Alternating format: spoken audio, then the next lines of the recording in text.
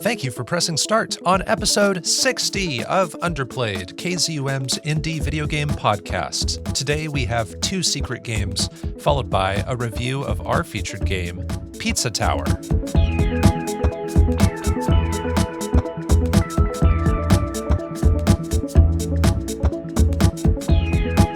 Here on Underplayed, we review indie games of all kinds, the games with small budgets but big hearts, the lesser-known experiences with imaginative ideas. I'm Bo Po, and now joining me is a guy with big dad mode energy, taking you on in River City. He's here to spread joy and transform a toy. It's your berserk boy, DiscoCola. What is going on? Man, good morning, Bopo. I'm a bit frazzled, if I'm honest. I had to take a taxi to get here, and the driver was actually an undercover cop. But it all worked out in the end. How are you? I hate those pigs in the police force. I'm doing just fine. My sentient floating pizza. Those are references to our featured game, Pizza Tower, which is one of the only, maybe the first PC-only game that we've reviewed as a featured game. Yeah, I think so. Not available on another platform at the moment of recording.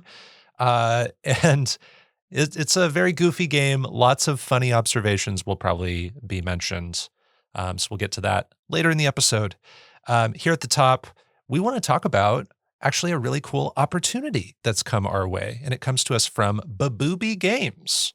And if you don't know Babooby Games, they are working on this game called The Heirloom, which you've talked about before. Yeah. We mentioned The Heirloom back, gosh, this might have been season 4 even. If it wasn't, Maybe, it was season 5. It was like games you're looking forward to. Games we're looking forward to, yeah. And it was one that was in Kickstarter or had just finished its Kickstarter. Anyways, it's this game with just such a striking and cool art style. I love the design of the main character, Marla. So I'm really looking forward. I've been looking forward to this one. But yeah, it seems like it's a bit of a mystery adventure. You roll out the mystery and learn more about this place that you live, which I believe is like a lighthouse or something like that, a small island in the Hebrides area of Scotland. But yeah, you're relocated here after a tragic event orphans you. Your character, 16-year-old Marla, and her brother Jack. So yeah, you're just learning about what's going on here, and I'm looking forward to it. I think it'll be a really exciting and fun game, and the art style is just heckin' rad to boot. Yes, so I see why this caught your eye, and the partnership we're talking about is we were invited to be part of the Babooby Games Partnership and Affiliate Program, which will allow us to take a look at The Heirloom as content creator partners later this year. And I think being part of this partnership program might also give us other opportunities in the future for other games that they develop/publish. So, and also you mentioned the Hebrides. There's Scottish folklore stuff going on. And this is reminding me, it's a very different kind of game and a different looking sort of game. But it's reminding me a lot of Dear Esther Landmark Edition that I reviewed way back in season 2, because that's set in the Hebrides as well. So it'll be interesting to sort of compare those two settings in these two games. Yeah, I'll be excited to get your take on that when the time comes. Yeah, I might have to look up a playthrough of Dear Esther just to remind myself of the atmosphere and the environments and things. And I'm looking forward to how they explore that in a mysterious thriller adventure. Yeah, I saw a post actually from Babooby in response to someone else that was like, hey, I'm really excited that this game's going to be based in Scotland. And it looks like the team's really dedicated to making a pretty authentic experience for the Hebrides area of Scotland. So it seems like they're going to be doing their research and really interested in providing an accurate depiction of the area. And it looks like Babooby Games is indeed a development and publishing studio, and it's just a few people working on this game. Good luck to them. We look forward to seeing more about The Heirloom. Before we move on, if you're listening to Underplayed right now, thank you, and we love you. If you haven't already, please consider giving us a follow and a 5-star rating on Spotify and Apple Podcasts. It should only take a few seconds, and we'd really appreciate it. And if you have a friend who likes indie games, maybe share our podcast with them too. It's time for our secret games. Secret games. Secret games. Secret games. Secret games. In Secret Games, we're each revealing an indie game we've been playing in secret since our last episode. We don't talk about what we're playing before this recording. Now's the time where Disco's going to reveal what he's been playing and review it for me and you, the audience. I'll do the same thing with my game I've been playing. We can choose anything to play as long as it's an indie game and we haven't talked about it on the show before. Starting with you, DiscoCola, let the mystery be no more. Reveal your secret game for episode 60 of Underplayed. All right.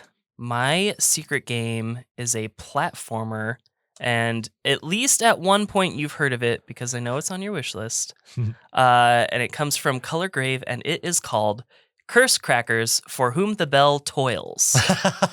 Love it.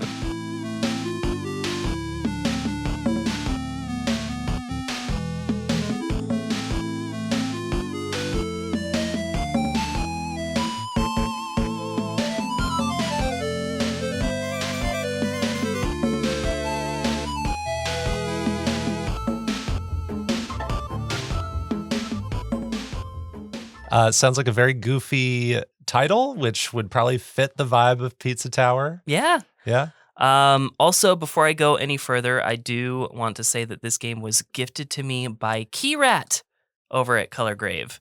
So, in other words, this was given to me by the developer. Awesome. There were no terms on this arrangement. The developers were just kind of feeling gifty one day, and I could have picked their other game, but I've actually really wanted to play Curse Crackers for a long time.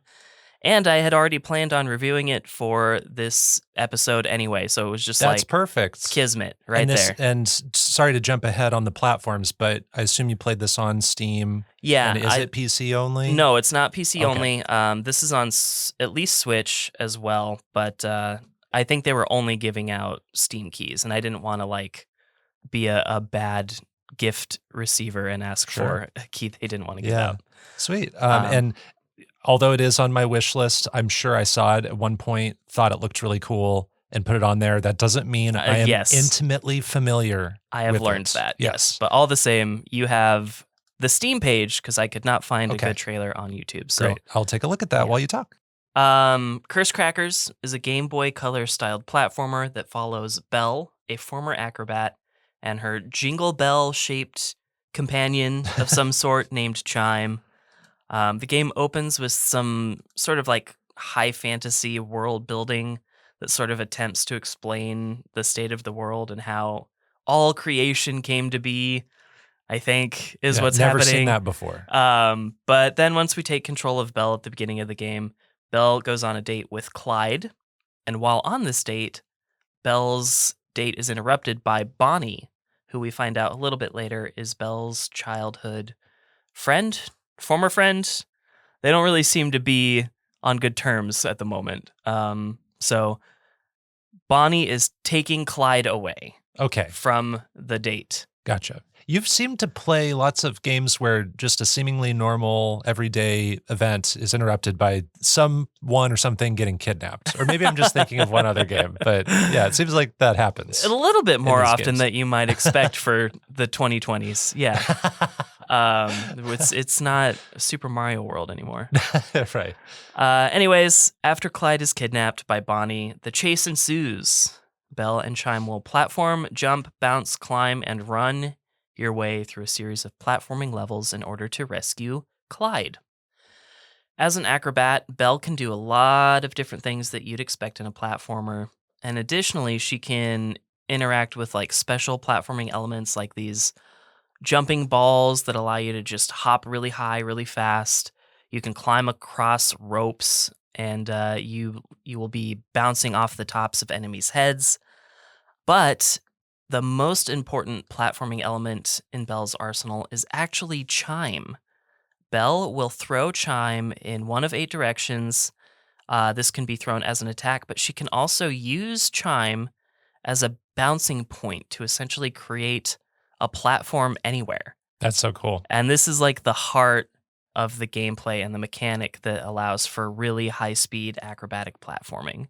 It's a very different kind of game. It's a very different perspective, but I'm just reminded of Cappy from Super Mario Odyssey. You know, like Oh, you can okay. create Yeah, a yeah. A platform little anywhere. bit like that. Yeah. This one, you're very like momentum focused. And I'd say that's where it departs. But yeah, it is a bit like Cappy. Apart from that, there's a good number of collectibles that you can acquire in Curse Crackers. Each level has something called an oath sword. Oath sword. Oaths. That's hard to say. Oath sword. Oath sword.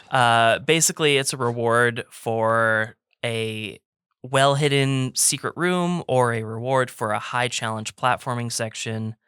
Each level also has 3 roses. This is sort of similar to the giant coins in the new Super Mario games, Yeah. from the Wii and the Wii U. Yes, you like see that one's missing, and you can go back to levels, and Right. it gives you a preview of how much you've missed. and stuff. Exactly. Yeah. Yep. It's those 3, and you can collect them in the same order. Same idea. And then most, if not all levels, have a lore book. And these are basically what they sound like. They are books that can be read later and sort of add more to the lore of this fantasy world. And then lastly, there are 3 medals for each level. And these are sort of think like Donkey Kong Country games. And maybe even, was it Kaze and the Wild Masks? Yeah, I was going to bring that up at the end. You're just reminding me more and more of that game. Yeah. And by extension, Grapple Dog. Yeah, I love those kinds of platformers specifically. Yeah. Yes. So yeah, there are different challenges for each level. One of the medals is achieved by locating targets in a level and destroying them in a specified order. Another is achieved by hitting the final goal of the level with chime from a great distance. Ooh. Or in certain levels, it's achieved by like reaching the end without taking damage, or at least in boss fights without taking damage. I'm a little unclear on that. And then the third is achieved through a time challenge. And I achieved exactly none of those. That was going to be my Spoilers. question, yes. And then lastly, there are several NPCs that you can talk to that will give you, or at least imply, little side quests, as well as perhaps, more importantly, add context to the world and the dynamics of all the different types of persons living in this world. So Belle is just a standard human. In this world, they are called ungifted, is what they are Okay. called. Yeah. Most characters you encounter will have a mostly human body, but they will also have some sort of trait of another animal. Mm. So think like antlers or bunny ears or small dragon wings or something. So every different type of animal person has a different name. And then the standard humans are called the ungifted. Okay. I didn't keep track of what everyone is or their relationship to other factions because it's a lot. But yeah, these NPCs will show up in like little villages that show up on the map or just non-level worlds. And then all of these elements allow for Belle to toil and reach her ultimate goal of defeating Bonnie and rescuing Clyde, and perhaps, maybe, accidentally saving the world at large. But yeah, to break this down, here are certain things that I really like about Curse Crackers. I think there's 2 things that this game executes to near perfection. But the primary reason I was drawn to Curse Crackers is the art style. I think the pixel art in this game is excellent at all times. The colors are all just right. The character sprites all look amazing at all times. The sprites are also the perfect size, which really isn't as common as it should be. A lot of the pixel art games I've been playing for Underplayed will have character sprites that I think are too small for the size of the screen. But I think these are just the right size. You can even unlock different title screen portraits of Belle, and these are all done in that same near perfect pixel art style. Plus, these add an extra incentive for me to unlock all of these in-game achievements because it unlocks all of those cool portraits. The other thing that I think this game performs to near perfection is the platforming. This game, that's such a relief. Yes. This game executes the expectation of platforming on multiple different levels. I mentioned that Chime is at the heart of platforming as well as at the heart of the high-speed platforming.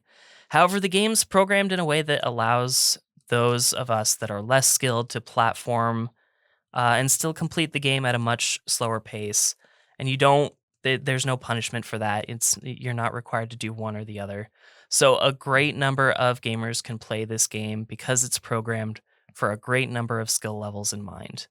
And if you're going to be a genre that is not always accessible for a wide variety of gamers, be a game that satisfies multiple levels of skill simultaneously. And I think that's great. That's so hard to achieve. And it's refreshing to have a game where you have a sidekick that is so useful and feels like just as important as Belle, but also like not mandatory. Right. So if you think about Bat Boy, Yeah. in our Guru. review of Bat Boy, I didn't even mention Guru. Yeah. Guru I forgot about him. Guru is just there. Like you have a lengthy discussion with Guru close to the beginning of the game, but then Guru kind of just hides in the background. Yeah, he says some like less than pleasant things to a lot of the bosses too, Yeah. which I wish I had remembered in the review. That docks points too. Yeah. But yeah, not the case here with Chime. Chime isn't talking at all, though, I will say that. But I like the different kinds of collectibles in this game. Specifically, every level having 3 different roses and 3 different medals is really fun. The roses require you to pay attention to your surroundings, whereas it might otherwise be extremely easy to just sort of speed through the level. So if you want to collect things, you're sort of keeping your eye out instead of just like rushing to the end. To date, I haven't collected all of the roses, so I don't know if it's worth it in the end as a time investment. But I do love keeping my eye out on my first playthrough of a level. And then while I'm often finding the room with the ordered targets on my first playthrough, the other 2 medals encourage me to retry levels multiple times so that I can get all 3. Yeah, that's like what I was seeing in Kaze and the Wild Mass. Like I'd just do a little bit extra, and then I'd think, well, what's one more time? I know the level now. Yeah. And then it's like, well, now I've committed to getting the platinum, and I'm going to do this on every level. Yeah. Speaking of Kaze and the Wild Masks, I found the physical for that at a game store here in town. Was it released by like a limited run sort of? It didn't seem like it. No, it must Okay. have just had a general That's cool. release, but on a smaller scale. I don't know. It was there though, and I bought it. Nice. Yeah. Nice. I think you will like it. I think you I like will it. too. Anyways, moving on. As an extension to the collectibles thing, I think the game is just overall designed to appeal to multiple levels of gamer. If you're a speedrunner, there is a really great game here for you. If you're a casual platformer, there's a game here for you as well. And if you're someone that enjoys a really deep world with a lot of lore, somehow there's a game for you here as well. Even completionists will find a lot of joy in Curse Crackers. And then the music is all really solid. I don't dislike any single song on the soundtrack. The music in like the fire and the magma levels are some of the best, which is like really unusual because I tend to find that water and ice levels have the best music in general. And fire levels actually tend to be some of my, but just here it was so good. And it all is, it's all a bit more modern than most Game Boy Color music, but only by a little. But then out of nowhere, there's this song that has lyrics, and it happens at just the most climactic part of the game that it doesn't necessarily feel out of place like it normally would. Yeah. Like it is very much out of place, and you're like, whoa, someone's singing to me right now. But it's like, if there's going to be a moment where the music departs from its character, it should be this moment. That definitely sounds like one of your early surprises of the season. Like, Ooh, yeah. I wasn't not even to make your list for you. I often struggle for that list, so I'm glad you pointed that out. It surprises me as someone learning about this game because I look at this and it just seems like, oh yeah, all the music would be kind of throwback 8 or 16-bit ish sounding music, Yeah. like a lot of what we hear in something like Bat Boy, you know, but and generally it is like that, except for that one moment. And it reminds me a little bit of Vernal Edge too, okay, which was like very 32-bit kind of music, but then suddenly there's a song or two that has like lyrics in it. I'm like, oh, this is awesome. I do have some dislikes, but it is only a few.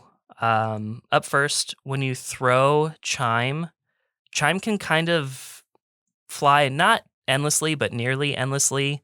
And luckily, you can press one of the action buttons to recall chime and start your throw again. But it takes about like 1.2 seconds too long to recall chime.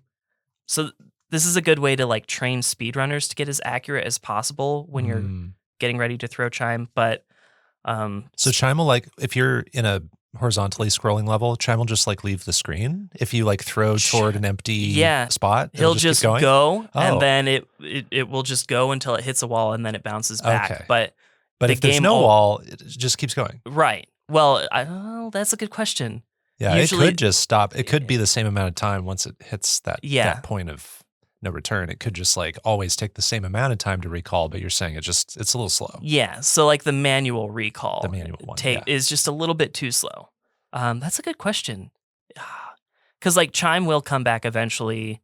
If it like bounces a number of times, chime returns to you. Or if it, I think, goes in a pit, chime returns to you. So if there is no wall at the end there, it will probably just leave the screen and come back to you. But yeah, that makes sense. Yeah.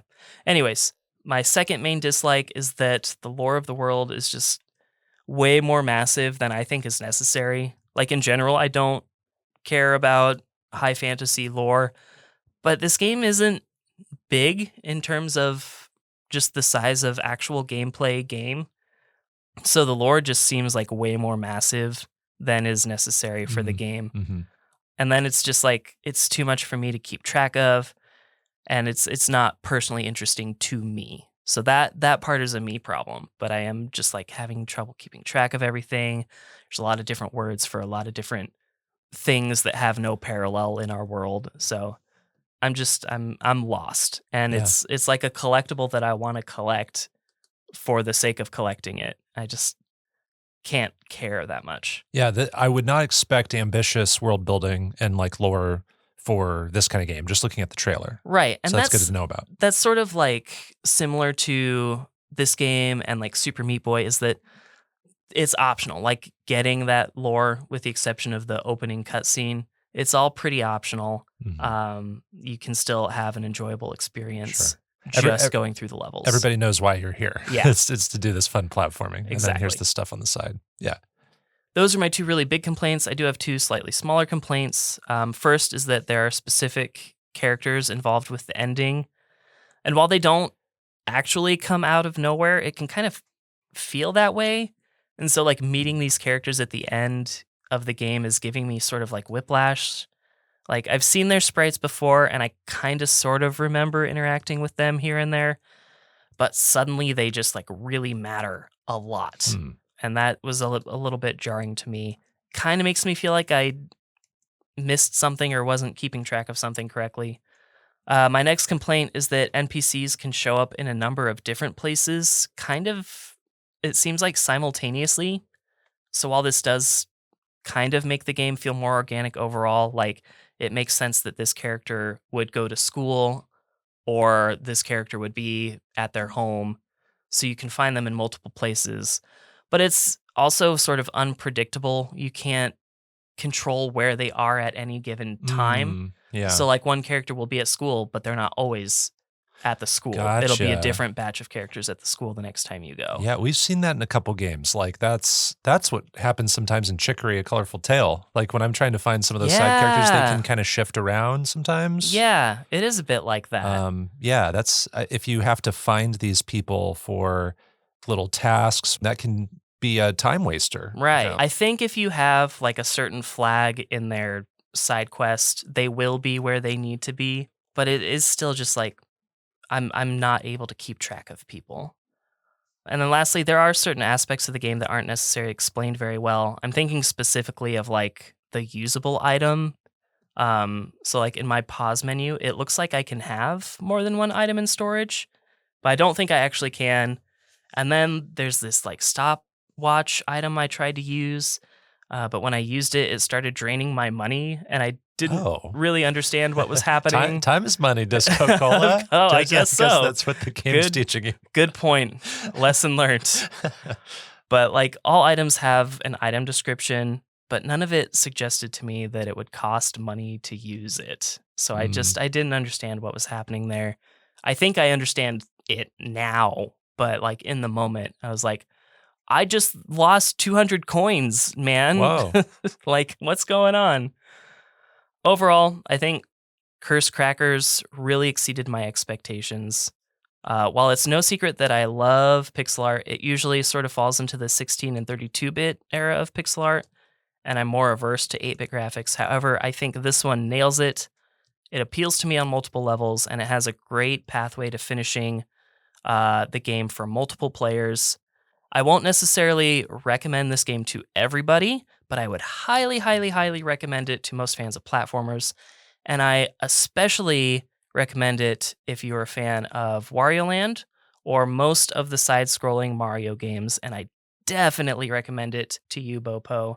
This is definitely one of the better modern retro platformers I have personally played for Underplayed, and I give it a... Did you have a score prepared? I had a score, and I think I'm going to boost it. I'm going to give it a 9.5. Wow. So you were originally going to do like a 9. Yeah. That's amazing. You have sold this game to me. I love the appearance of this. I'm falling in love with it based on the visual style, like you were saying. I love the pastel colors.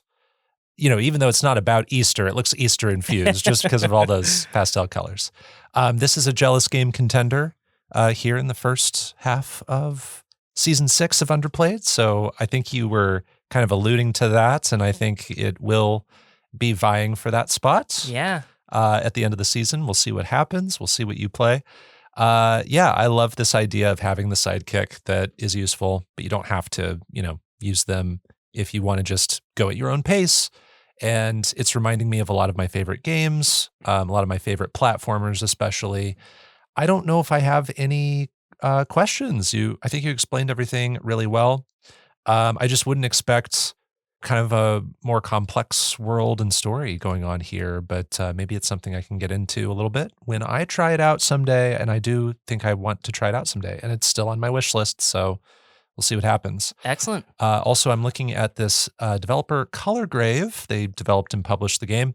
They have 2 other games. They've got Prodigal, which came out in 2020, and that kind of looks like a throwback Zelda-like game. Yeah, that looks really good. Game. Very really faithful to that style. Very faithful. And then at time of recording, this isn't out yet, but by the time this episode's out, this will be released. Their upcoming game, Veritas, which is a similar style as well, and it looks like it's an action RPG. So even though they do this throwback visual style with all their games, genre-wise, they play around. They try different things. I love that. Yeah. So good job, Colorgrave. Remind us again, what platforms is this game on? It is on Nintendo Switch, which I intend to play it on in the future. Replay. Yes. I found out that a physical version is coming soon. Whoa, even though this game came out like 2 years ago? Yeah. There's this physical print company, and they posted recently, they're like, hey, what game should we do? And I was like, oh, do Curse Crackers. And they were like, actually, we're already going to do that. It's coming soon. My God. So I thought you were going to say that you convinced them to do it, No, but they're already no. on the slate. Yeah, I also recommended Electhead, just lots of good stuff. Cool. But anyways, it's on Switch. I plan to play it again there and do all the collectibles this time. But I played it via a gifted key from Keyrat on Windows, and that's it. It is time for my secret game. My secret game is called Post Void.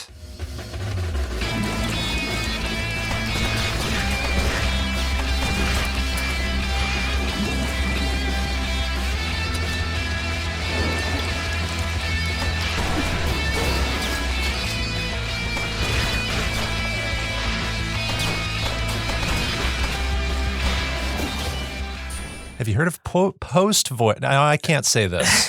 Post Void. I don't know why I couldn't say it. The name does sound familiar, actually. I think I have heard of this. So Post Void is a 2020 FPS retro-styled roguelike. It was developed and published by YCJY Games. And the game synopsis from the Steam storefront reads, quote, Post Void is a hypnotic scramble of early first-person shooter design. that values speed above all else. Keep your head full and reach the end. Kill what you can to see it mend. Get the high score or try again. End quote. That's actually that's a Bopo description. It right there. is. It's one of my favorite synopses I've ever read. So this game is played in the first person. It has a throwback graphic style, like early shooters from the 90s. Think of Doom. Doom. Yeah, Doom is the one that I think of immediately. I've played ports of old Doom games on like Steam before just to sort of appreciate the history. And so just speaking from that experience, I can attest it is a lot like that, with these sprites that sort of rotate. It's a little bit of demon turf going on. Yeah. But yeah, you're in a 3D world and you've just got this throwback style. And you play as a guy who is holding an idol in their left hand and a pistol in the other. And the idol you're holding is actually your head, and it's filled with liquid. And that liquid is draining as time passes and as you take damage from enemies. And this liquid in your head is basically life juice. It's this white, glowy juice. And if the idol runs out of liquid, you fail. You have to start your run over. Oh, God, I have to go get some life juice after this. I forgot. Kitty litter and life juice. All right, we're good. Yeah, put it on the list. And you can refill the idol bit by killing enemies. So when you don't get hit and you're going fast and you're killing enemies, that idol is filling back up with liquid automatically. And then it's just always draining, so you have to keep moving. And there are several types of enemies that shoot at you and chase you. You can jump, shoot, and slide, and your goal is to reach a pool of liquid at the end of each level. And there are only 11 levels. Each one takes maybe 30 seconds to a minute to finish. Whoa. So this game is very fast. It's short. If you're good enough, beating this game only takes about 10 minutes. Wow. But this is a difficult game. You die a lot. When you first start, you might die on level 2 or 3 or 4 quite often. So you're not making it that far. You have to practice, understand the weapons and the passive abilities you pick up. And well, you're not making it that far. I wasn't. I died a lot. And the levels are randomized too. So you're making your way down these corridors and it's mostly linear, but you've got options of corners to turn around, and then you quickly realize that you have a dead end maybe, and then you just keep going. And at the end of each level, you get a choice of different weapons and passive abilities. So you start with that pistol, but you can find a knife or a shotgun or an Uzi. Those are the other weapons in the game. And some examples of passive abilities you pick up are more liquid capacity for your idol, or slowing down enemy bullets, or decreased reload time. And this is a very fast, chaotic, violent game where you're taking risks and you're making decisions very quickly. It's kind of like a first-person Hotline Miami, but with some randomization thrown in. And you need to reach the end, but also survive. So you need to fight to stay alive, but you're also being very accurate and efficient to survive. So there's always that balance of, do I just skip this enemy to get to the end sooner? Or should I try to shoot the enemy while also avoiding their attacks to fill up my idol because it's always draining? And there are no carryover upgrades. Every time you restart, it is a fresh restart with no meta progression. Basically. Arcade. It is an Let's arcade. go. This is an arcade experience. That is a great way to put it too. There is an opening cutscene that sort of sets the stage, but it is very nebulous and avant-garde, and I didn't really understand it. I don't think you need to really understand it to understand what this game is doing. And then a warning, there are lots of bright flashes in this game, and that could cause seizures for people with photosensitive epilepsy. So I think the game maybe warns you about that. I think at least the trailer I would hope. does. It's pretty egregious in the trailer alone. Yeah, and I think that's just part of the identity of this game, wanting to be intense. So I saw this originally in a PlayStation showcase several years ago, and the visual style caught my eye. The bizarre psychedelic stuff. It looks like the visual representation of a psychopath's thoughts, is like what I originally thought. So I put this game on my radar, and then news about this game really went cold. Like, this game wasn't talked about for a long time. And then it seems like in 2020, it just kind of released sort of without much forewarning. Like, it just kind of released. It kind of shadow dropped maybe, I'm not sure. But now I'm finally playing this game for Underplayed, and I wanted to just pick something that contrasts really well with kind of like the cozier games that I've picked for this season. So I have cozier games coming, don't worry. But what I like about Post Void is that this game is almost never not thrilling. You find this balance between shooting and avoiding enemies and making your way to the levels, and you can't stop to think, really. I'm someone who likes to think before I make a decision. Mm-hmm. So this kind of put me out of my comfort zone, but in a good way, in a fun, exhilarating way. Right. You know, when you start a level, you're playing the game, your head is draining. Like you have to start moving as soon as you hit start game. You know what I mean? You're like literally a chicken with your head cut off. You are. Yeah. It is just like that. And so you are not really given time to think. You have to react very quickly. And so I'm practicing skills that don't come naturally to me, which are those snap-second judgments. The weapons, especially the Uzi and the shotgun, feel really powerful. The shotgun can one-shot enemies from a pretty good distance, too. And the Uzi makes it easy to pull off a headshot with the large clip that it has. You can kind of just rapid fire at people. And so the shotgun and Uzi really help you go fast. And some of the passive abilities are really powerful and fun to find. In every run, I'm looking for the ones that like make enemies explode on death or that make bullets ricochet off of walls. There's some good synergy between some of them. And then I just love the speed and fluidity of the game. When you're starting a run, you know, the music just kicks in, the idle's draining, you have to run. I think this game is easy to get into as well. It is instantly understandable. You know, you can put the controller in someone's hands who, maybe someone who has played a first-person shooter before.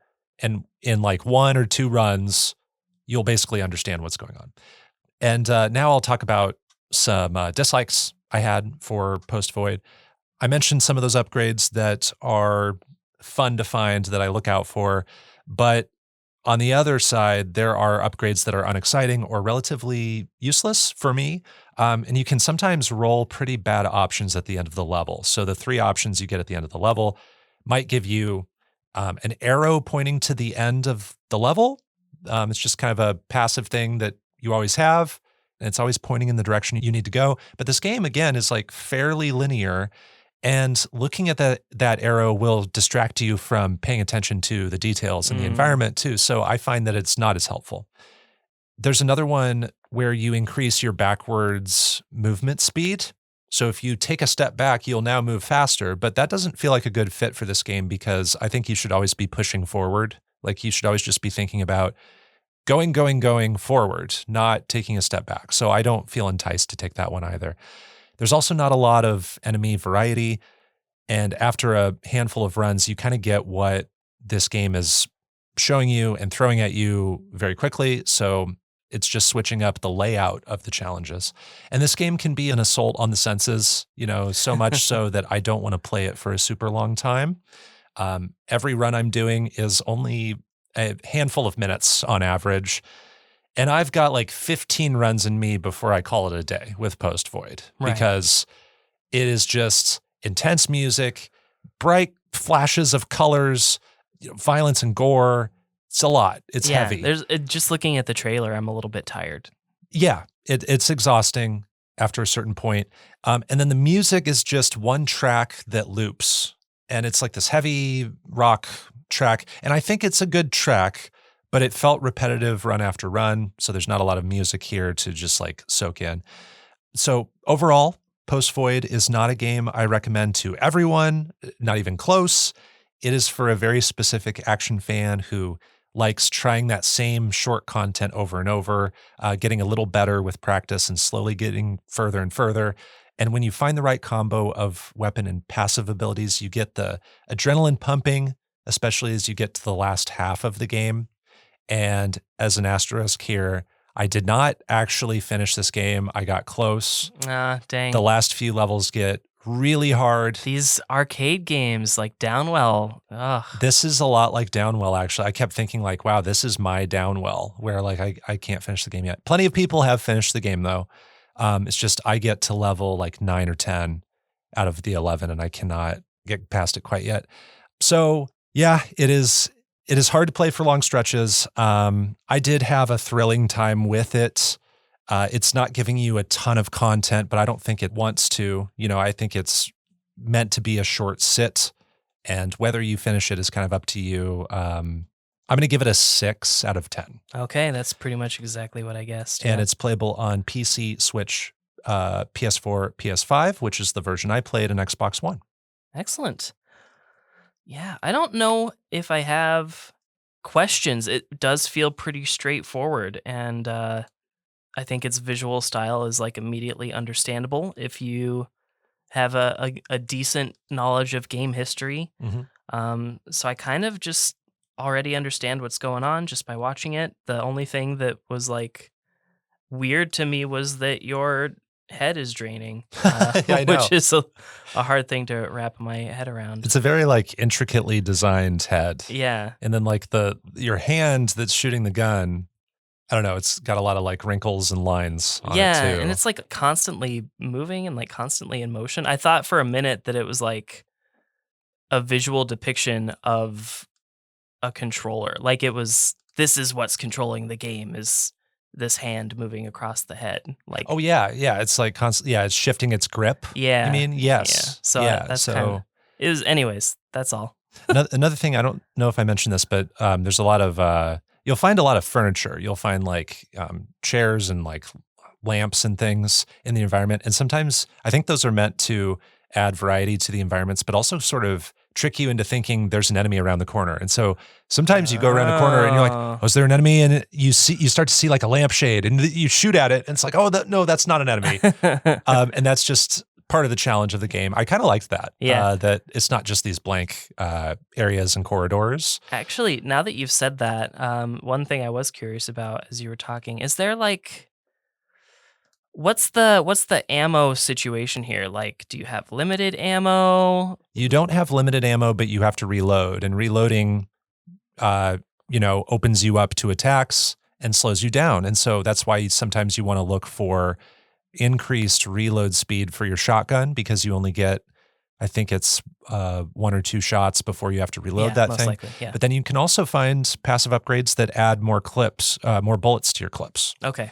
So yeah, and you can manually reload as well, but you're never shown on screen how many bullets you have left. I was gonna say, I kind of wish that was there, because if I'm going, Yeah. I'm not keeping track of how many times I've shot my gun. At the same time, I get into this groove where I go into a room, shoot 2 people, and then I'm on my way to the next room. I know that I probably have a good 2 seconds before I run into an enemy again.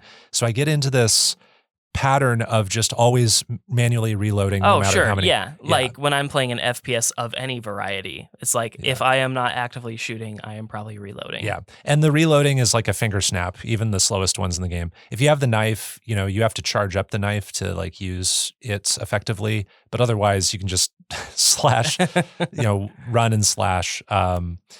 There's a game that Post Void reminds me of, and it's newer. It came out in May of this year. It's called Mullet Mad Jack.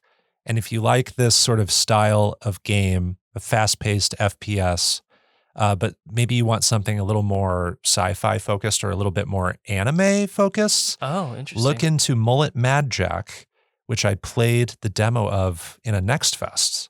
And similarly, it kind of fatigued me because of the high intensity action, but that might be more your style. Interesting. Okay. Like, if I had to, I know you're not like probably the first person to play one of these 2 games, Yeah. but if I had to recommend one of them to you, it might be Mullet Mad It might Jack. be this one instead. Yeah. Okay. Cool. So those are our secret games: Curse Crackers, For Whom the Bell Toils, and Post Void. Let's move on to our review of Pizza Tower. It is our featured game.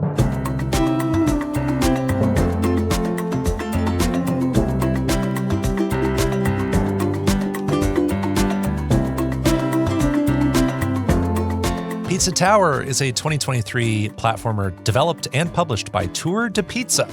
The game synopsis from the Steam storefront reads, quote, Pizza Tower is a fast-paced 2D platformer inspired by the Wario Land series with an emphasis on movement, exploration, and score attack, featuring highly stylized pixel art inspired by the cartoons from the 90s and a highly energetic soundtrack, end quote.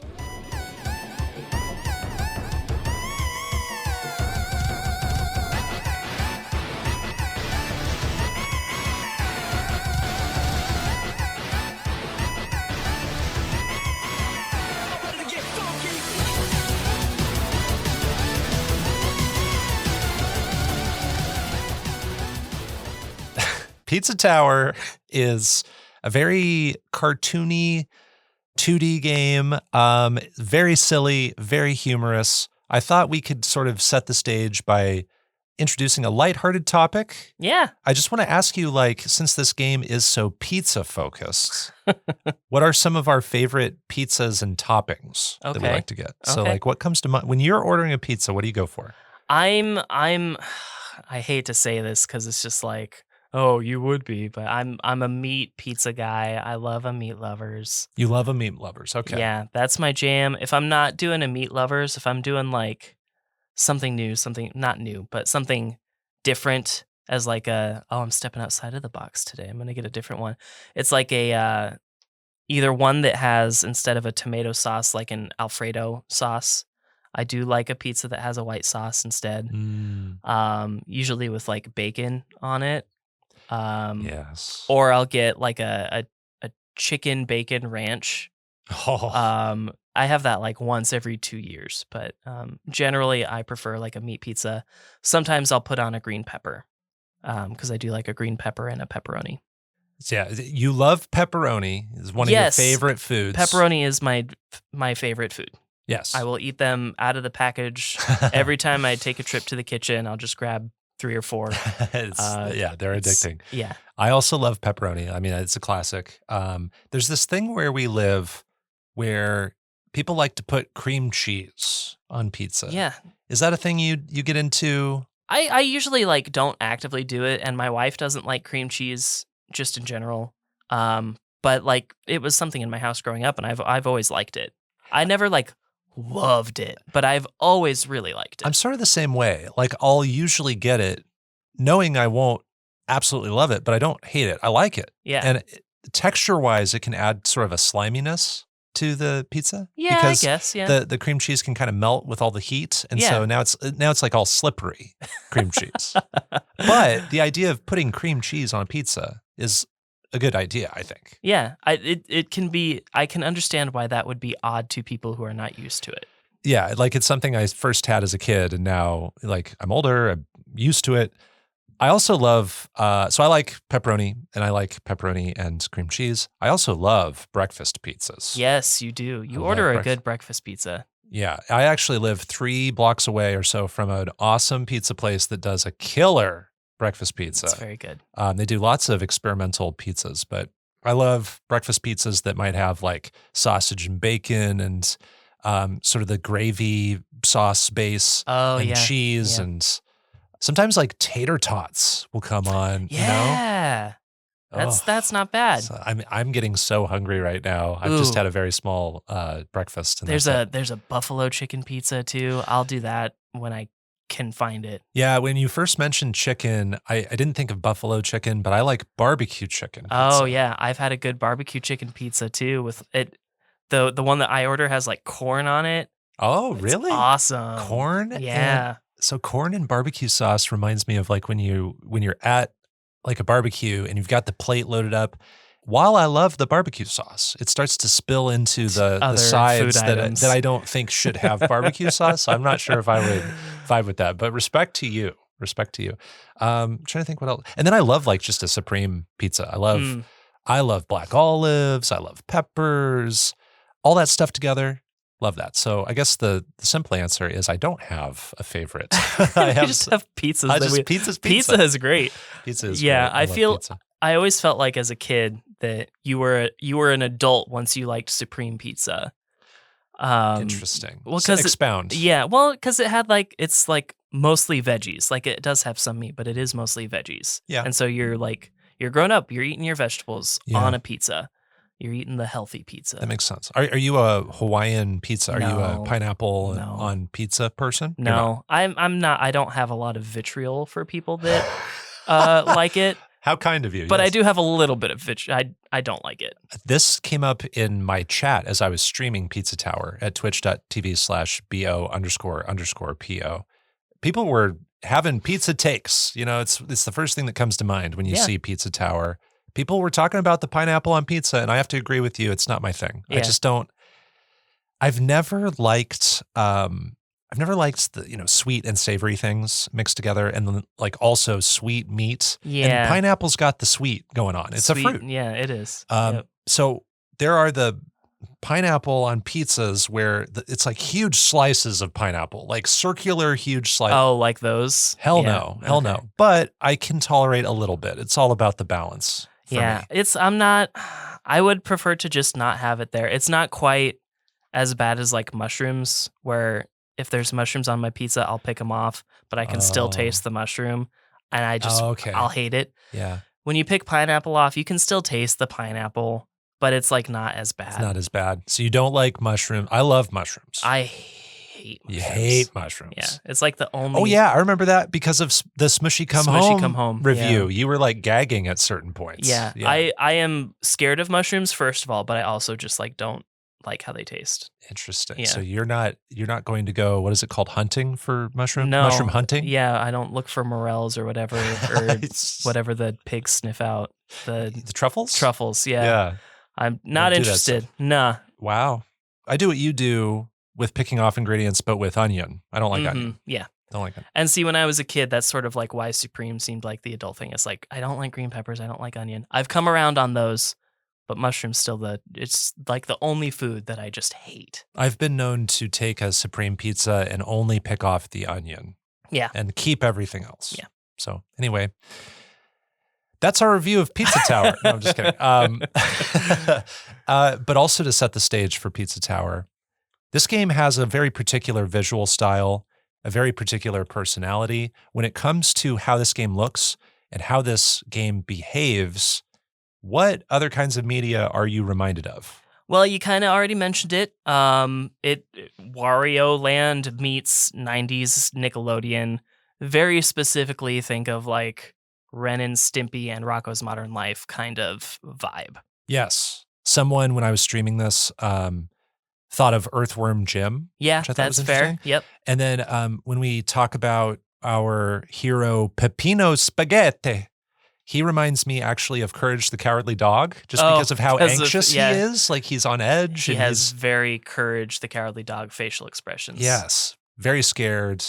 Also like just kind of crazed and frenzied. Yeah. But this is where we get to setting up the game. You control Peppino Spaghetti in this game, and he is an Italian pizza cook, and his restaurant is at risk when Pizza Face, a giant floating pizza with a face, threatens to destroy the restaurant with a giant laser, I think. Is it a something giant? like that? Yeah, that's what it looks like. He basically like warns Peppino that he will destroy the restaurant. And so this giant laser is like on the pizza tower. And so Peppino, in an anxious state, rushes toward the pizza tower to climb it and destroy it to save his restaurant. And there are 5 floors to the tower. Each floor has a handful of levels and a boss fight. The floors are called Tower Lobby, Western District, Vacation Resort, The Slum, and Staff Only. And in Pizza Tower, we've got a colorful cast of side characters. Many of these people are people you can walk up to and interact with. They'll give you maybe a text bubble, or in some cases, you pay them or you play as them. You've got Gustavo, who's another pizza chef, and Brick, a rat, and these are secondary playable characters in some levels. You've got Granny Pizza, who teaches you mechanics and tips. There's Mr. Stick, who unlocks the boss doors with the money you earn for finding ingredients in the levels. And those boss doors lead to a fight, and you need to do all the boss fights to get to the next floor in this game. There are other characters, like there's a pizza pope. That's like what he was nicknamed in my chat. And he's showing up in some levels. And then you've got all kinds of villains. You've got all the boss fights going on. We can get to some of those later. But your goal is to climb this place and slay the pizza spire, as it were. You were really excited about that one. I was very excited to say that. So that's what I'd say to just set up the setting and the characters. And then when it comes to gameplay, what are we doing in this game? In terms of gameplay, you've got like, those of you who have played it will be like, oh, there's a lot more than that. There's like a few base controls you have. You have your walk, you can jump, you can duck, you can climb ladders, and you can do this like grab move that also simultaneously acts as a dash and a light attack. And then lastly, and more importantly, you can run. But that sounds a lot more simple than it is. What you're actually doing is combining all of these basic movements next to walls, next to enemies, next to breakable blocks, and other intermittent platforming gimmicks to traverse all these levels. So this will look like doing a ground pound from the right height by combining your jump and your duck while airborne. Or maybe you go into a roll to squeeze into tight places by combining your duck with your run. And then the intermittent platforming gimmicks show up pretty often, but they're varied, and many are unique to one, maybe two levels. One that kind of stands out in my mind is the like green olive bubble thingy that will cause you to float to the top of the screen.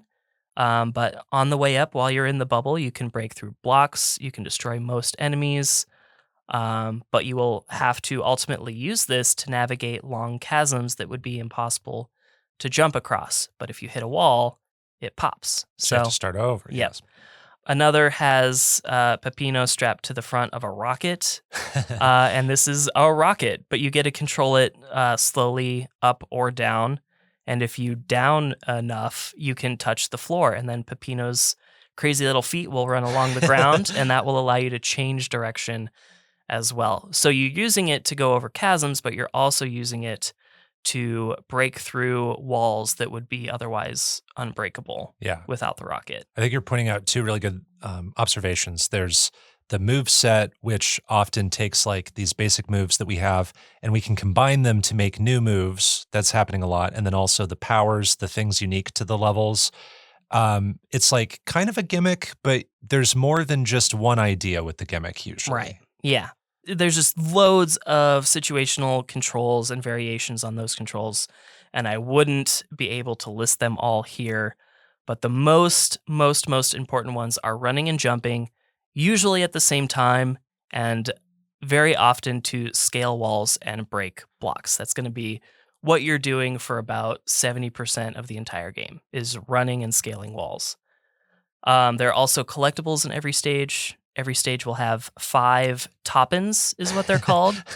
And these are little like cartoon pizza topping friends. I love them so much. They're trapped in cages. You got to find them. There's like a mushroom and a pineapple, just to name a couple. There are also special ingredients, I think is what they're called, which will require you to locate a character that's kind of dressed like a janitor. And then once you locate that janitor, you will have to bring him to a special door that is also usually pretty well hidden and may often be in the high-speed ending of the level. And then lastly, each level has 3, quote, secrets. These are just what they're called. They're called secrets. And they are visually signified by eyeballs and will teleport you to this like pocket dimension where you do some sort of platforming challenge that is pretty much always incorporating the unique platforming principles of that specific level. Yeah, it's like a very efficient way to play with the mechanics while stepping away from the level we were just platforming in. Yeah. Otherwise, in gameplay, you can also unlock chef outfits, which are basically just palette swaps for Peppino's clothes. These seem to essentially be rewards for certain tasks or achievements, but I didn't focus a ton on these. I just kind of like, which one did I happen to unlock? All right, I like this color, and that was and switch to it. That was the extent of it for me. That's all I wrote down. Did I miss anything of great note? I don't know. This, I guess there are some like secret areas. This game likes to put the achievements more in your face, I think, than other games, because we've got rooms that are dedicated to showing us what are the level-specific achievements in every Right. level, on every floor. And if you actually go into the pause menu on a specific level, you have one of the items is chef tasks, and those are the achievements that are specific to that level. Yeah, and so there are achievements in most games we play, but here they seem part of the game, not sort of a meta thing. Mhm. But you also don't have to chase them. Right. The game, I think, is putting a lot of statistics and a lot of collectibles in your face, kind of putting it all together into the presentation. Yeah, they're making it very readable, so you don't have to like Mhm. kind of guess at any given time. Right. But yeah, this game has a lot of ideas going on. There are, I don't know, a couple dozen levels. And this game was nominated for Best Debut Indie at the 2023 Game Awards and Best Indie Game at the Golden Joystick Awards. This was one of the big, like, hot indie games last year. I was hearing things about Pizza Tower all last year, but I'd never looked into it. So before I started it, I didn't really get what the game was. And then I started to unravel, like, the Wario Land comparisons. I started to understand some of the memes I had seen. Lots of memes. You picked this game for this season. Did you pick it did. because you were a little bit more familiar with it? Yeah. Okay. Yeah, I had seen a lot about it. It was one of those games that I had been following on Twitter for a little while. I wasn't like seeking it out like I was with maybe Unsighted or something, but anytime I would see like a GIF or a video of current development, I'd be like, oh man, I can't wait to play Pizza Tower because I love the visual identity of this game. Spoilers for my thoughts, but Well, I think they drummed up a lot of interest in this game because they released several builds of it to eager fans. There are a lot of people credited as having supported the game, hundreds of names there in the credits. So I think they really did a good job of like releasing more ideas about it as development went on. And now DiscoCola, I am curious, after having now played it, what are your thoughts on Pizza Tower? all right. Yes. Pizza Tower was a lot of what I expected for the most part. Generally, I really like the controls. I listened to our episode where you covered Ape Out recently, Oh. and one of the words you used in that was frenetic. Mhm. That's the first word I think of when I think about the controls. Well, maybe chaotic, but also Yeah, both. frenetic. Yes. It can be a bit unruly, but in general, I can get the game to do what I want when I need it to, and when I do have issues, I only have to turn my brain back on for a second to get myself going. It's kind of like what you mentioned in Post Void. You're running around, you're not necessarily always thinking, but you do have that option to think, and it doesn't punish you too much. It does a little bit. Mhm. So I am often in that state where I'm just like not thinking. I'm just kind of like jump, climb, circle around, beat that enemy. That's the extent of my thoughts. Mhm. My favorite thing, obviously, is the visual identity of the game. This was the entire draw for me in the first place. I really loved watching the development of this and seeing just this really cool art style in a side-scrolling platformer. So I was very drawn to this visual identity, and it didn't disappoint. I really love how this game looks. I think the music is pretty solid. I don't think any of the songs are bad. And I love that the music creates the variation on the main lobby theme as you move up the tower. Oh, yeah. That's sort of like a fun little treat that I didn't necessarily notice right away until I went back and listened to the soundtrack separately.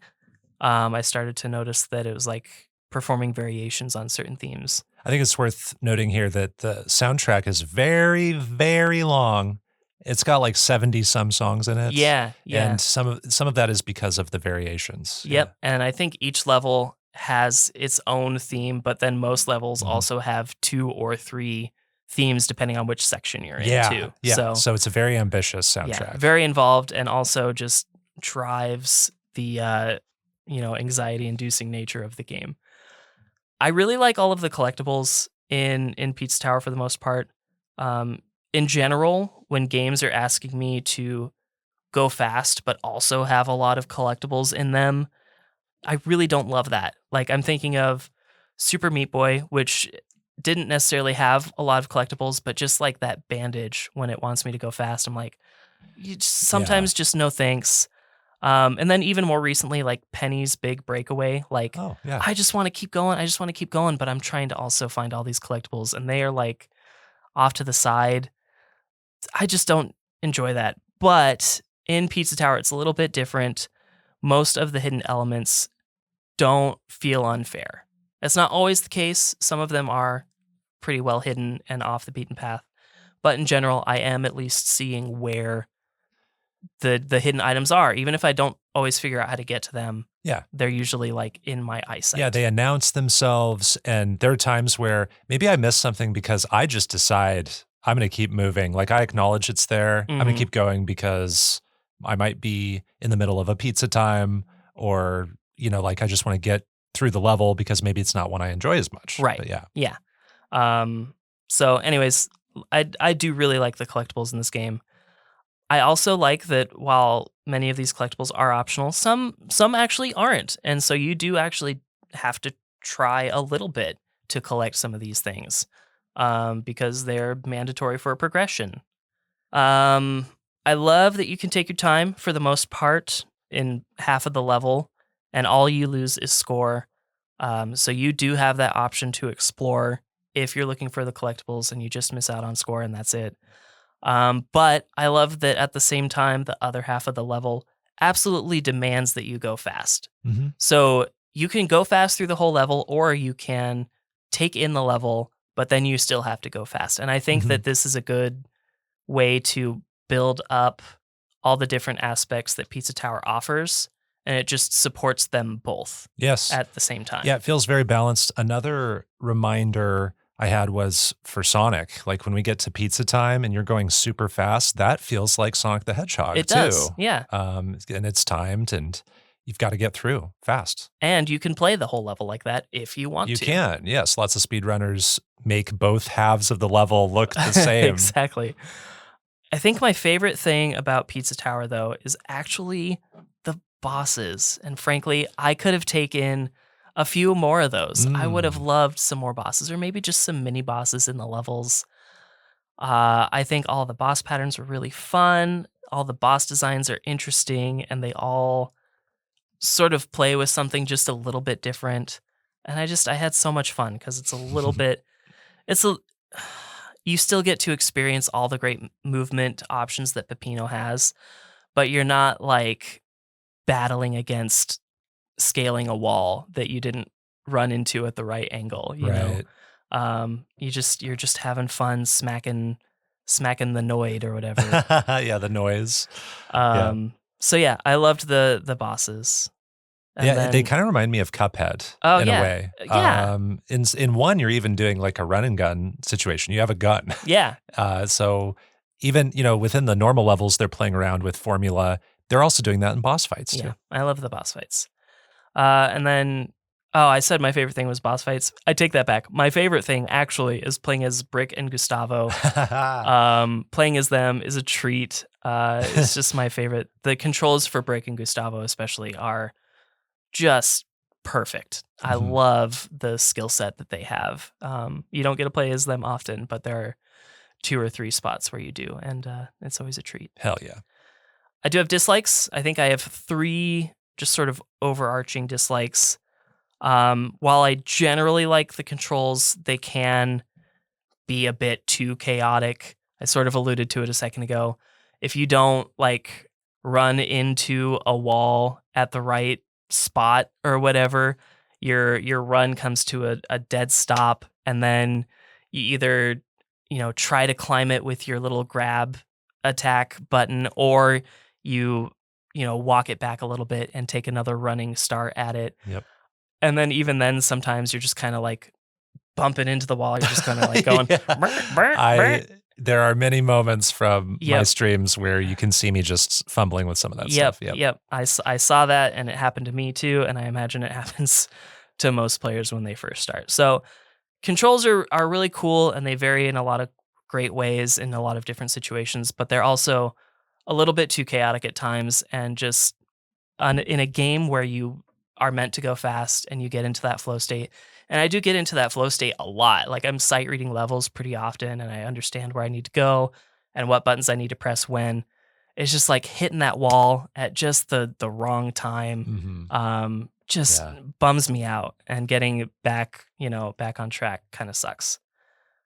My other overarching dislike is that some of those like intermittent gimmicks that I was talking about, they're not always clear. So like I was talking about the rocket and the olive.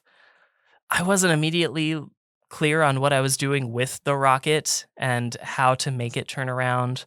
Yeah. I did eventually figure it out. There's also like at one point I was just going fast through the level like you're supposed to do, and then all of a sudden I was on a surfboard or something. Oh, was it And the dead guy? yeah, something like that. Yeah. And I was just like, what? When did this happen? Does it matter? Do I Yeah. need this? Yeah, things will just happen. Yeah. And you have to just go with it. And I don't even remember like if I even needed that to get through that platforming section. It just kind of happened. I'm like, oh my God, what happened here? Yeah, there are short bursts where it's almost like an auto scroller. It's like a scripted event. Right. Just for a moment. Yeah. And then you keep going and you're controlling Peppino again. Yeah. Oh God, there's another one. Like you turn into like this ghost or something. Yeah. But then I was like super unclear with like what my skills were as this ghost. Yeah. What my limits were. Sometimes you're told. Sometimes, someone like the Pizza Pope or who does it? Granny? Is it the Granny sign? Whatever. Yeah. You'll get a little hint, or maybe it's just it flashes up on screen. It's like a really quick guide to how to control the thing. I noticed times where that didn't happen though. Mm-hmm. I think the ghost might have been one of them. Yeah. So I just was like super unclear. Just at times with many of these, I'm just like super unclear with what I'm doing right away. I have to practice and fail a couple of times before I understand what's going on, which I guess is like classic gameplay, but it just, I don't know. It's slowing me down and I want to go fast. Mm-hmm. And then I'm getting a little bit lost in these levels. There's like loads of split paths. There's a lot of one-way paths. And I'm not always sure that I'm seeing all of the level, even when I am being deliberate and trying to explore. On top of that, I'm really overloaded with everything happening visually that I'm not really easily able to keep track of where I've already been. Mm-hmm. Like the only thing that makes it clear I've been in a certain place before is that there are no enemies on the ground because I defeated them all the first time I went through. Most enemies don't respawn. But I was unable to keep track of where I was and where I was going. And, if I took a split path, I was unable to keep track of, did I cycle back around so I can try the other path? Yeah. It bummed me out because I wanted to explore. I wanted to find all the secrets, but it gets to a certain point in levels that have those split paths where it's like, I don't think I'm getting back to that original starting point. So I'm just gonna keep go going. for it. Yep. I had that sense too several times. So yeah, I cut my losses often in these levels. And that's especially true actually in the main pizza tower. So like in the hub world? In the hub worlds, like I was getting lost. I couldn't keep track of like where elevators were, where boss doors were. Yeah. Like it's small. It's not like a sprawling area in most cases, but the layout's always different. And one tiny thing I noticed is when you start up the game, you always start back at the first floor. At the beginning, and it sucks. I don't know why you have to do that. Yeah. So now I'm finding all the elevators to get back to floor 4 or 5. Yeah. I wish there was a quick shortcut to just get to those different floors. Yep, I have that right here in the notes. I was like, I wish there was a better way to get from floor to floor, because I'm only able to play this for an hour at a time. Mm-hmm. And so I'm only completing like one level. And when I'm getting to the 4th floor, I have to start at the bottom of the tower again every time. And I'm still not able to keep track of where the elevators are. So it's a little bit annoying. And I wish there was like a main floor elevator just at the start. That would be cool. Yeah. And it just makes a stop on every floor. Yeah. It's always in the center. Yeah. Yeah, that'd be great. But yeah, overall, Pizza Tower was as much a delight on the eyes as I anticipated. It's full of that early 90s squiggle vision cartoon chaos. Yes. And the controls make you feel exactly how Peppino always looks. I think the controls can be a bit too chaotic at times, and many levels feel a bit too sprawling. I don't think there are more than 2 or 3 levels where I found absolutely everything. But if this did come to console, and I still hope that it does, I think that might be a lost cause at this point. Anyways, I would definitely try it again. And if it did that, I would probably go for completion. But yeah, I did have a good number of frustrating moments, but nothing too extreme. And usually I did find myself wanting to continue to play even when I had to end my play session. So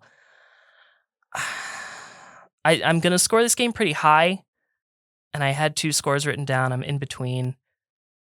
I think I'm going to go with the 8.5 though for Pizza Tower. 8.5. Okay, cool.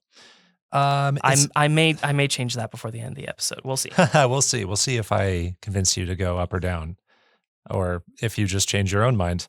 I think that's a good observation about the controls and how the chaotic controls are mirroring the temperament of Peppino. Yeah, and You you know? have that like little screen in the corner that's always like showing his face at any given moment. So if you like Yeah. take a second to look over at it, you just like can see him like screaming, or he's like running really fast and his hair's all pushed back. Anyways, Yeah. And you know what? I forgot about that. I didn't entirely understand the point of that TV screen. is Is it just for fun? yeah, I think so Yeah, for the most okay. part, but it is also mirroring like what's happening. I guess so, but I always blocked it out. Well, it is a distraction. It is, yeah. Like in Post Void, I don't want to look at that arrow pointing to the end of the level. I just want to Exactly, keep going. But I'll get to my thoughts. I think Pizza Tower is entirely its own thing, and that is very interesting. I love that this game is funny as hell. You enter this tower, and you see portraits of people with pizza faces, because it's, Pizza Faces Tower. So you see like his family photos, the sausages that look like mobsters, the banana peels that make you slip, and it does that goofy, cartoony like sound effects. It's like I don't know if it's like a slide whistle, but it's like a really funny, it always gets me. The bosses that jump scare you with a silly scream, like when you start. Like there's this moment where Peppino enters the boss room, and the boss is like got their back to Peppino, and Peppino's like, "What's going on?" And then it just turns around and it goes, "Yeah!" And it's so goofy. So the personality is fun. I like choosing my own difficulty in this game. Like the game, I think, is challenging at points, but you can sort of choose your own challenges. Mm-hmm. And I think that's a freeing feeling. I felt very little penalty for doing badly.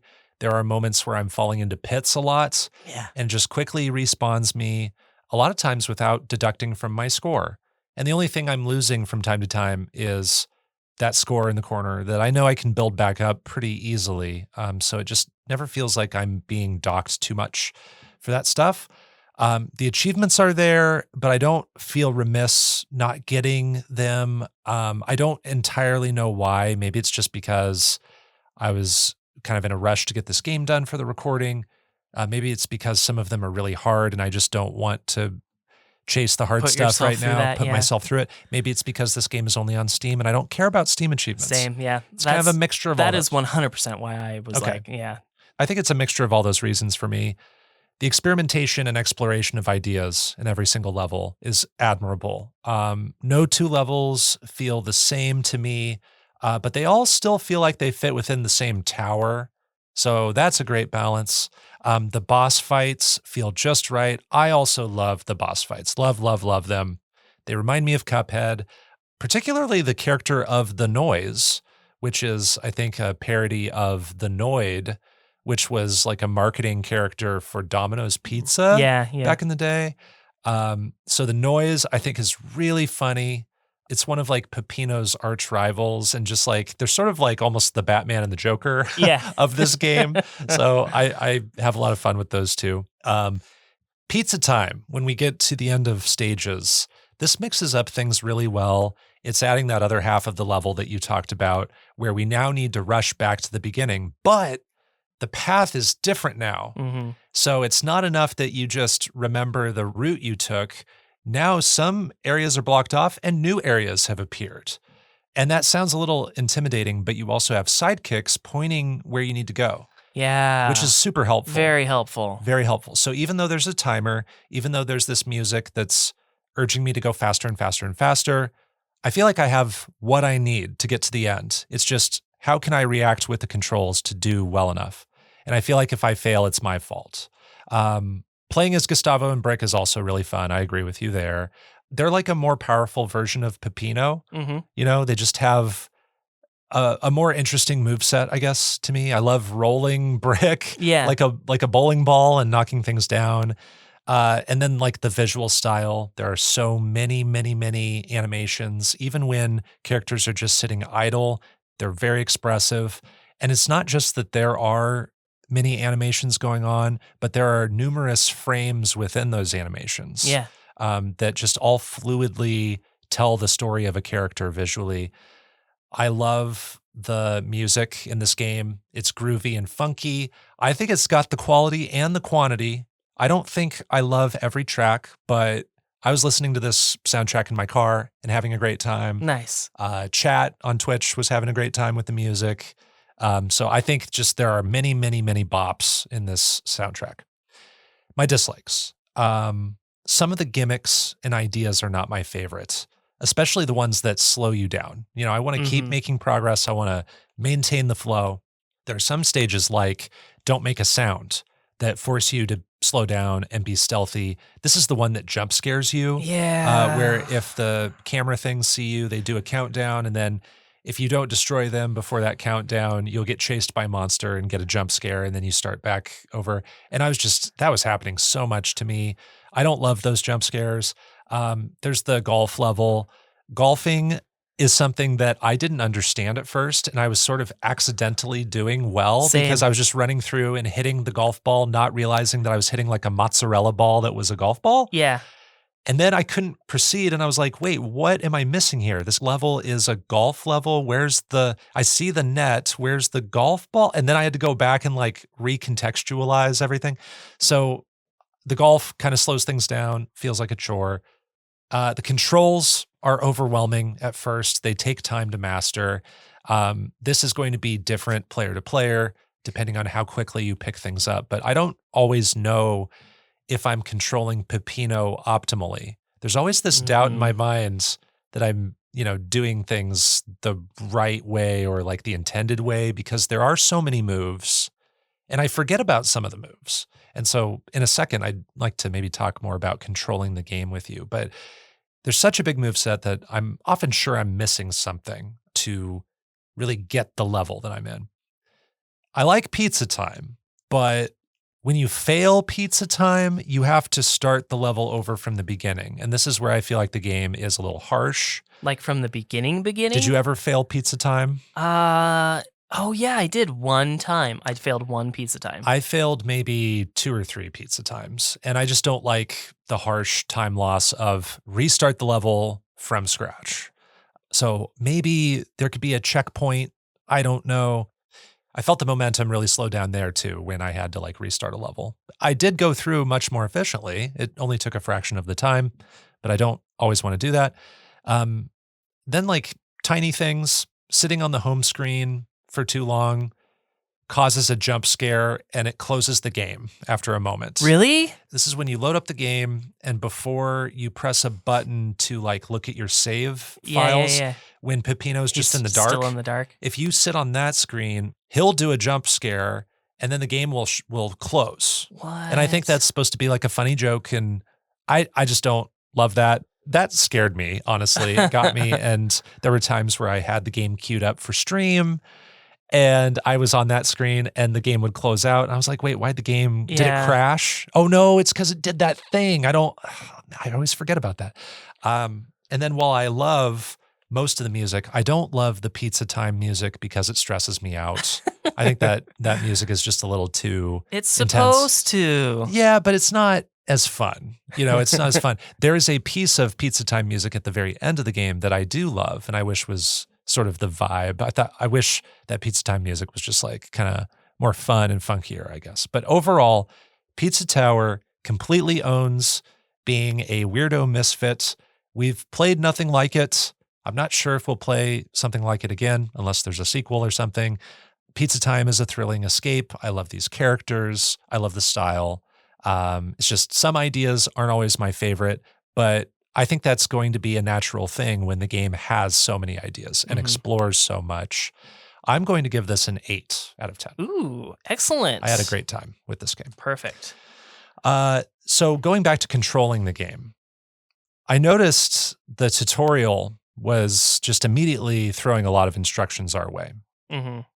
We've got Granny Pizza telling us instruction after instruction. This is what we learn in the tutorial, okay?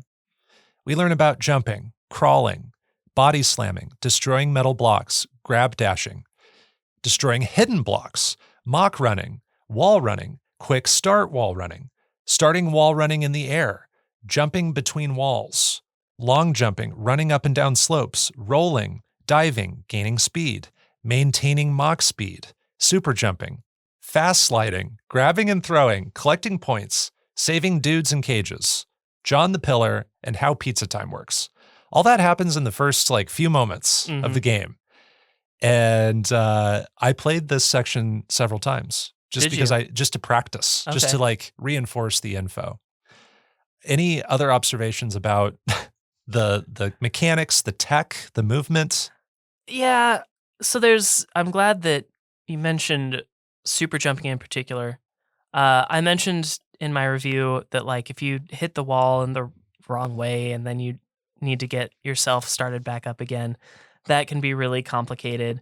I found a lot of difficulty just getting the super jump to work because it's an idea that I feel is being borrowed from Metroid. Yes. And in order to perform that in Metroid, you have to have a good amount of speed built up, and you're basically shifting your kinetic energy to jump up really high. So that this is in your brain, and while I think it is mandatory to be running before you get into a super jump, it is. Getting that to work often in just really small platforms, which is where the most often you need it, is super hard to perform. So there are a lot of things that require running, and the run is great. It is. On its own. But when you have to pair it with certain other things, it just is unfun. So I don't like getting into super jumps, and I don't like crashing into walls and getting started again. And start again, yeah. There are I remember a moment where there is one of those small platforms, and there's a doorway. And to do the super jump, you have to build up that dash, that mock speed, and then hold up. But up also takes you through doors. Mm-hmm. And so I was trying to. Oh God! So you're forced to go back to the left and start your mock run over there. But I thought I could just do it on that short platform. So there are times where directions do different things depending on where you are in the platform. And so you can interrupt a movement accidentally. Yeah, by going through a door. Yeah, that happened to me a lot too. I forgot about that, but I was super pissed when that was happening to me. When I started playing this game, this is a PC game. I have an Xbox controller and I was using that. And I don't love the D-pad on the Xbox controller. And I want to use the D-pad because this is a 2D game. Mm-hmm.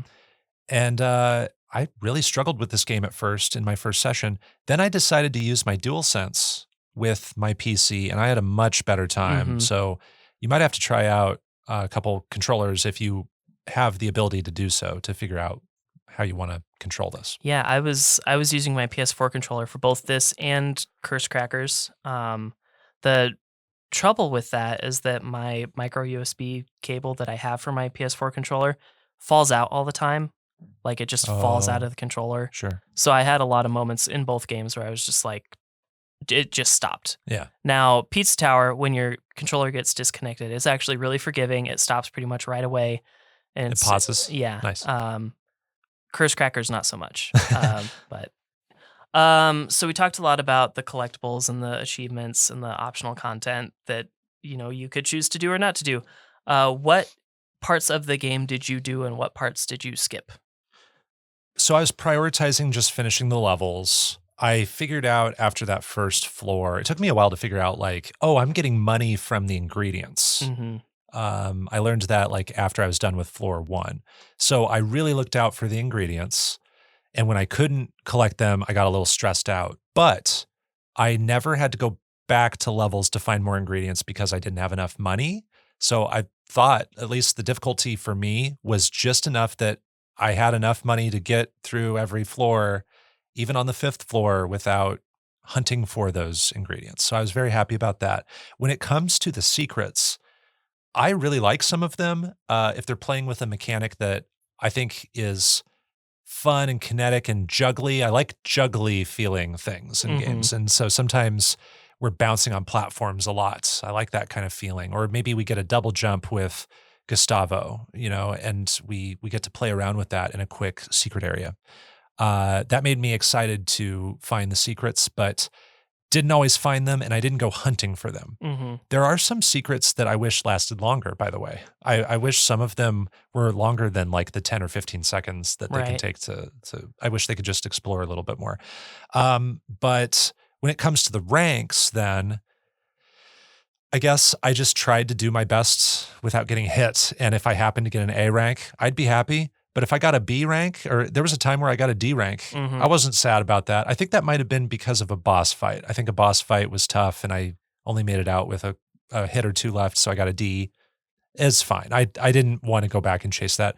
And a lot of that is because I didn't know what the ramifications were for finding the secret ingredients and for getting all A's. I mean, I don't know. Yeah. I mean, maybe it's just an achievement thing. And then I guess like just back on the ingredients, one thing that was causing me to look at the level a little bit differently was I noticed the ingredients that give you money always happen in the same order. They always have the same like chronology, or I guess. So like you always interesting. find the mushroom, and then you find the cheese, and then you find the tomato, and then you find the sausage, and then you find the pineapple. So if I find the mushroom, cheese, tomato, and I know I have 2 ingredients left, and I come to a box, I'm like praying that it's a sausage. I'm like, please be a sausage. If you're a pineapple, that means I missed the sausage. Yeah. And there was a time where it was a pineapple, and I was like, no, Oh, I missed an wow. ingredient. So that makes me look at the levels a little bit differently. I think that's how it works. I didn't but- pick up on that. Yeah, in general, I was pretty much just trying to finish for the episode. I did want A ranks. I didn't chase them too hard. Maybe in the first world, I went back a couple times to a couple levels. I mean, I wanted to get everything.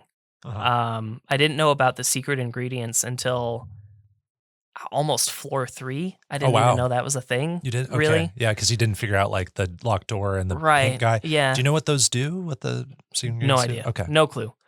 And I did have to go back to get some of the toppings. When You I did? got You had to when I got revisit to levels? the 5th Okay. floor, I was like $60 short, so I had to go back to a couple levels, and there were a couple levels where I was missing like 4 of the toppings. So I went back okay. and did a few of them. I think part of it was that I was trying to skip the level that's simply called War, because I was not enjoying that level. Yeah. Yep. But ultimately, I did do that level and collect all the toppings there. It looks like the secret ingredients are maybe just optional, but they give you like bonus points when you obtain them. So if you're trying to chase those extra rings, there's also like there's the portal at the beginning of the level that takes you all the way back to start pizza time again, and that's how you get P rank. And apparently you have to Yeah. maintain your combo all the way back. I never even tried that. I accidentally tried it once because I was like, "What is this?" I've Yeah. seen it in every level. Yeah. And I tried it one time, and then I failed the level. I was like, "Okay, I don't need to do Never that again. again. I don't think care." you can do it on the first pass in a level. No, you you might have can't. to Yeah. retry. But yeah, every level's different. I want to go to what we remember. And you just mentioned War. I'm going to jump here where we're doing a time-based shooter. This is where I felt like the game was the most like Sonic, like all the way through. Mhm. I thought the time was kind of restrictive, and I really had to optimize my path through. This is one I retried multiple times. Yeah. I just found this one to be a step above in challenge. Yeah. Very. yeah. I agree. So we can just kind of go back and forth on these. Like, what are the either mechanics or just overall levels that you take away? The one that stands out the most in my brain, I referenced at the very top of the show, going back and forth in these taxis and just like totally messing with my concept of where we are in a level more than Yeah. any other level. I got turned around. Yeah. I have no idea how the level is connected to all the different parts, but eventually I am rescuing Peppino from jail somehow, so it must be interconnected, but I can't figure it out. I can't grasp it. So taking taxis is probably one of the most memorable parts for me. Yeah. The little brief cutscene is funny. in those when you take the taxi. You mentioned being a ghost. I thought that was an interesting idea because now we can just like float around anywhere. It took me a minute to realize like, oh, we need to pass through these barriers by finding these white peppers. They're peppers that look like ghosts. And I was like, oh, they're ghost peppers. Ghost peppers, yeah. Hilarious. So, that stands out. Things that stand out because, I have maybe a frustrating time are things like the golf levels. I love the last sequence and final boss of this game. The final boss has like a boss rush of sorts. Yeah. We get to revisit all these characters again. And it's just the right difficulty where you're not doing the full fight. You're doing an abbreviated version of a handful of fights. And I did it on my first try because the previous 4 floors were fresh in my mind. So I was like, oh yeah, this is how this boss works. So fun. It flows really well. And then we do a final pizza time. And I'm going to say this is a light spoiler, very light spoiler for something that happens in the game. So giving you a chance to pause if you want to step away. But as part of this final sequence, we get to do a last pizza time that's like the ultimate pizza time. Mm-hmm. And it is going not back through one of the levels, it's going back through the whole tower. Right. And almost every idea that we've explored up to this point is played with and remixed, thrown together. And I loved this. It's like 5.5 minutes long. Yeah, it's It's the huge. longest one. There's like rooms that we've never seen before. Mm-hmm. Yeah. And we get hints of them as we're going through the floors. Yeah, we get like you can see those barriers. So I don't 100% know if it's a true spoiler. I guess it so. seems pretty clear that we're Yeah. going to be doing a pizza time in here at some point. Yeah, but I didn't have that idea until maybe like floor 4. I was Yeah. like, wait, are we going to do a meta big pizza time? So yeah, we turn into the matzo ball, we ride the rocket, we sprint through tons of rooms, we do the golf. We do more golf, yep. We turn into the olive, we sprint super fast through tons of rooms. And this is actually where I thought pizza time felt the most fluid. So I felt really like good about that section. Yeah. Is there anything else to say about Pizza Tower? Oh, man, I don't know. It makes me want to try the Wario games, which I've never actually tried before. Yeah, so I have played the Wario Land games. I've played 3 and 4. I think 3 was on Game Boy Color and 4 was on Game Boy Advance. But I had these as a kid, and this is back when I was so young that, I would sometimes play games without really understanding that there was a goal or that, I didn't really want to get to the end of a game. Sometimes I just wanted to play around in a game, and I liked the cover art of like Wario Land 4. I liked this idea of just running around in a forest. I would say the Wario Land games, just based on my memory, are a little bit less linear and maybe more puzzly as far as where to go. Okay. Lots of doors, lots of like figuring out exactly like you're presented with a situation, some platforming, maybe some enemies. You have to figure out how to use your jumping and your charge to get past like a little puzzle, and then you keep going. So it is fast, but I think this is definitely taking that and focusing more on let's go, But also go some more. but also go some more. Keep going. Yes. So yeah, if you ever play those, let me know. I think you would have fun with them. I think you would find that they're an interesting blend of gameplay ideas. That is our review of Pizza Tower. You can play it on PC. DiscoCola rated it an 8.5. I rated it an 8. That's the end of this episode of Underplayed. You can find more of our episodes at kzum.org/underplayed and on common podcast platforms like Spotify or Apple Podcasts. Our music was composed by Jack Rodenberg. Our art comes from Onimochi. Underplayed is on Twitter, Instagram, and Threads at UnderplayedPod. You can find me in those places at Bopo. That's BO_PO. And I am in all of those places to varying degrees as well, mostly on Twitter. And you can look for Underplayed Podcast on Twitch. That's at Underplayed Podcast, where we play our co-op games and we premiere new episodes the Monday night before they come out. So it's fun to listen to the episode with the chat and get that feedback and make some jokes and just have a good time. So we hope you'll join us there. Next time, we'll have 2 more secret games to review, and our featured game will be Viewfinder, a puzzle game developed by Sad Owl Studios.